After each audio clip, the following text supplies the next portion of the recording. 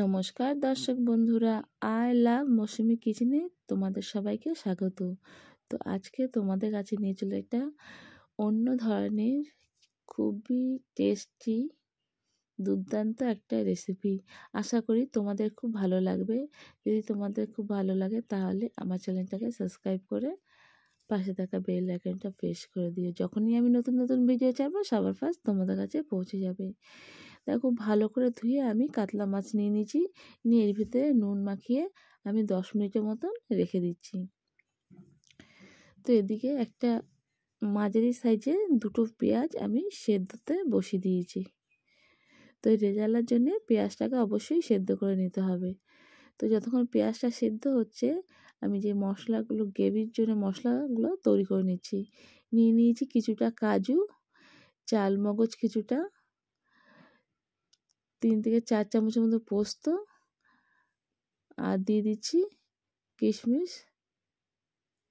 এবার এগুলোকে আমি একটা পেস্ট বানিয়ে নিচ্ছি।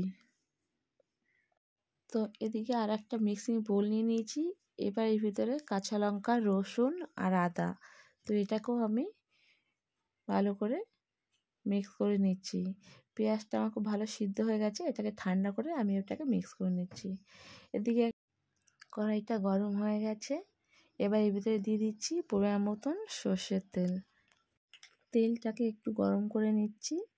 তারপর এর ভিতরে দিয়ে দিচ্ছি অল্প পরিমাণে লবণ। লবণটাই দিয়ে দিচ্ছি এই কারণে, মাছ দিলে তাহলে তেলটা ছেটকাবে না। তো তেলটা গরম হয়ে গেছে, দিয়ে দিচ্ছি মাছ। তো এক এক করে সব মাছগুলো আমি দিয়ে দিয়েছি। এবার মাছগুলোকে একটু এপিট ওপিট করে আমি এই পিঠটা একটু দিয়ে পর একটু ওপিঠটাকে আমি উল্টে দিচ্ছি। তাতে কি হয়, মাছগুলো গায়ে লেগে যায় না, খুব ভালো ভাজা হয়ে যায়। তো মাছটাকে ঢেকে দিলাম, ঢেকে এবার আমি এটাকে ভেজে নিচ্ছি। তো মাছটা আমি এপিট ওপিট করে খুব ভালো করে ভেজে নিয়েছি। এবার মাছগুলোকে আমি নামিয়ে নেব। তো মাছগুলো সব আমি নামিয়ে নিচ্ছি।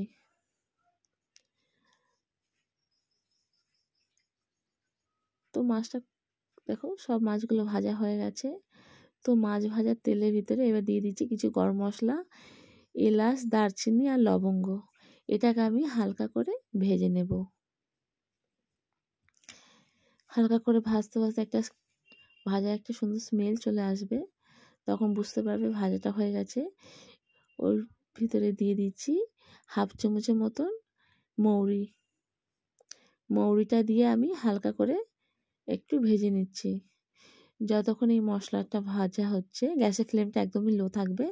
ততক্ষণ দেখো আমি যেই মশলাগুলো বেটে রেখেছিলাম, দেখে নাও, আদা, রসুন, কাঁচা লঙ্কা পেস্ট, পেঁয়াজের পেস্ট, কাজু, পোস্ত, চালমগজ বাটা। তো মশলাগুলো আমার সব রেডি হয়ে গেছে। এদিকে এটা ভাজা হয়ে গেছে। এবার এর ভিতরে দিয়ে দিচ্ছি আমি পেঁয়াজ বাটাটা।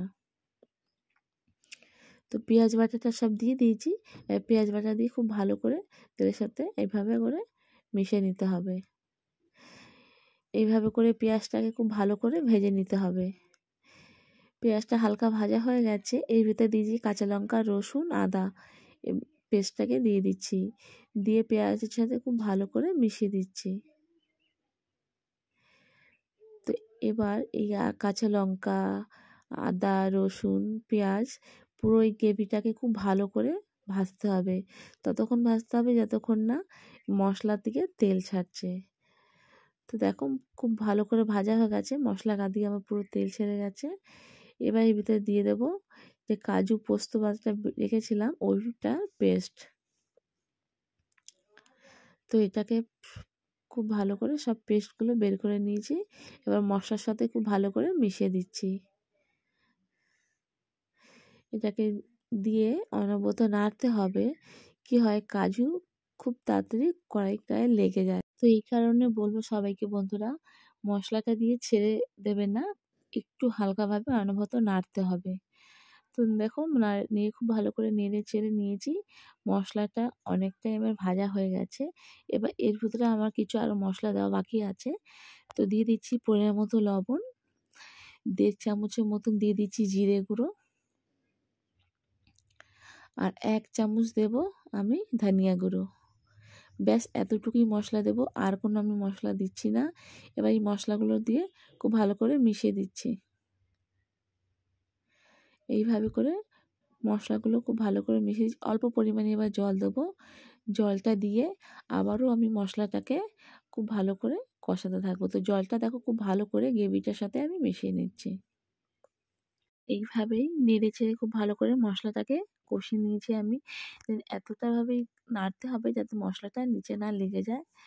তো দেখো মশলাটা খুব ভালো কষানো হয়ে গেছে, মশলা গা দিয়ে তেল ছেড়ে দিয়েছে। তখনই বুঝবে, আর দেখবে মশলা কষাতে কষাতে মশলাটা একটু ঝুরো ঝুরো হয়ে যায়, তখনই বুঝতে পারবে মশলাটা খুব ভালো কষানো হয়ে গেছে।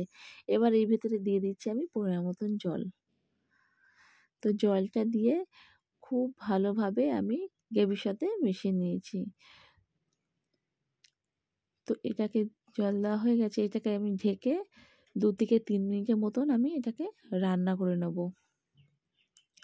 তো 2 থেকে 3 মিনিটের মতন ঢেকে এটা আমার রান্না করা হয়ে গেছে। এবার একটু গ্রেভিটা দেখো অনেকটাই কমে এসছে। তো এবার কী হবে, এটাকে আরেকটু ভালো করে নেড়ে চেড়ে দিতে হবে, তাতে নিচে যাতে কিছু না লেগে থাকে। এবার যে মাছগুলো আমি ভেজে রেখেছিলাম, এবার এক এক করে সব মাছগুলো আমি সব দিয়ে দিচ্ছি। তো এইভাবে সব মাছগুলো দিয়ে দিলাম। মাছটা দিয়ে খুবই আলতোভাবে নাড়বেন, খুব মানে হালকাভাবে নাড়তে এই কারণে বলছি, না হলে মাছগুলো সব ভেঙে যাবে। তো মাছটা দিয়ে আমি একটু নেড়েচেড়ে এটাকে ফের আমি ঢাকা দিয়ে রান্না করব 5 থেকে 7 মিনিটের মতো। তো 5 থেকে 7 মিনিটের মতন আমি এটাকে ঢেকে রান্না করছি। তো 5 থেকে 7 মিনিট হয়ে গেছে, দেখতেই পাচ্ছ পুরো গ্রেভি জলটা টেনে গেছে, পুরো একটা গ্রেভি গ্রেভি চলে এসেছে। তো ঠিক এরকমই হবে। তো তোমাদের যদি ভিডিওটা ভালো লাগে লাইক করবে, কমেন্ট করবে, সাবস্ক্রাইব করবে, পাশে থাকা বেল আইকনটা প্রেস করে দেবে। যখনই আমি নতুন নতুন ভিডিও ছাড়বো সবার ফার্স্ট তোমাদের কাছে পৌঁছে যাবে। আর তোমরা যদি কোনো রেসিপি দেখতে চাও তো কমেন্ট করে